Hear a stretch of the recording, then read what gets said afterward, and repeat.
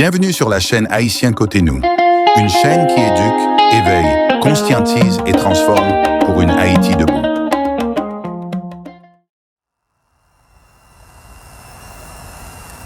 Pourquoi Haïti dort encore? Réveille-toi. Haïti.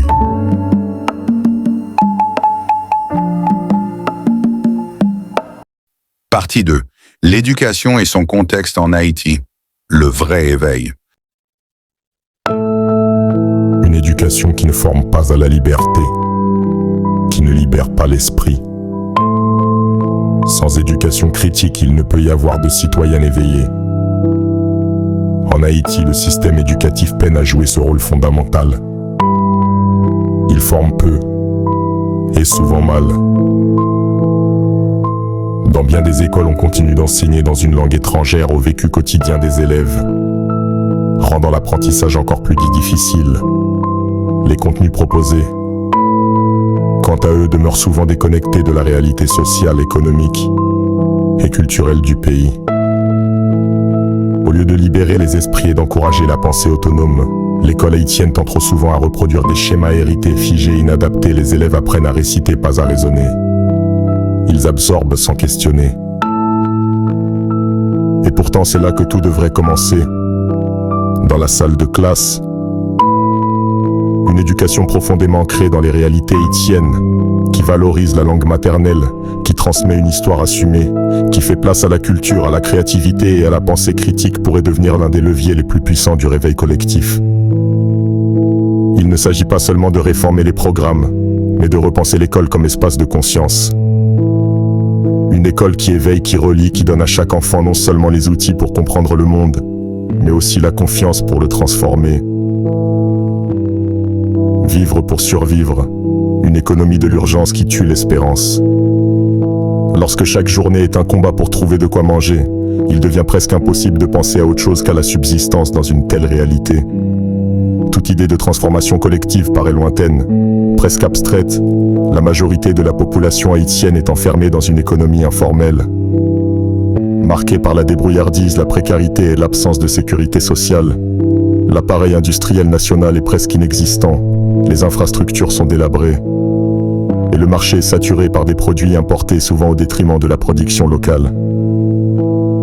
Dans un tel environnement, comment espérer bâtir un avenir collectif?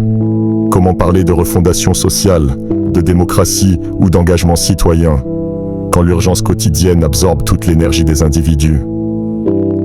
Le peuple haïtien, accaparé par les besoins immédiats, se nourrir, se soigner, se déplacer, assurer une éducation minimale à ses enfants, est contraint à vivre dans l'instant. Le long terme devient un luxe inaccessible. L'horizon se rétrécit, remplacé par l'instinct de survie. C'est cette réalité crue qu'on peut appeler la dictature de la survie. Elle réduit l'existence à une série de gestes mécaniques pour tenter de tenir, jour après jour.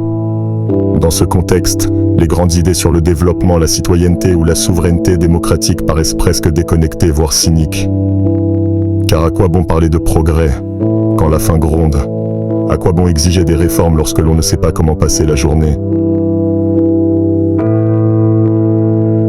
Ce cercle vicieux étouffe l'élan collectif.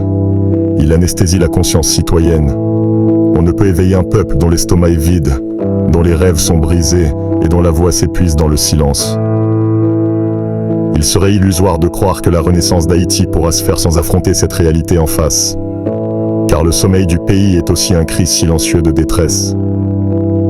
Rompre avec cette spirale passe nécessairement par la reconquête d'une souveraineté économique réelle, redonner à Haïti les moyens de produire, de nourrir sa population, de créer de la richesse au service du bien commun, réhabiliter l'agriculture, soutenir l'entrepreneuriat local, investir dans les infrastructures, structurer l'économie informelle, autant de pistes indispensables pour libérer le pays de cette servitude quotidienne.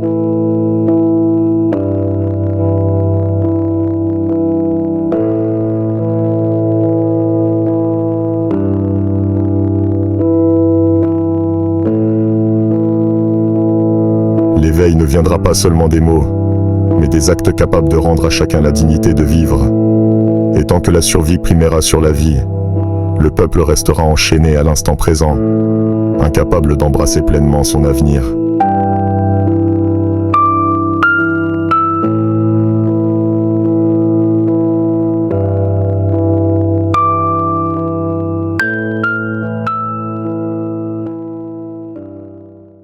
Si cette vidéo vous a plu, pensez à cliquer sur « J'aime ».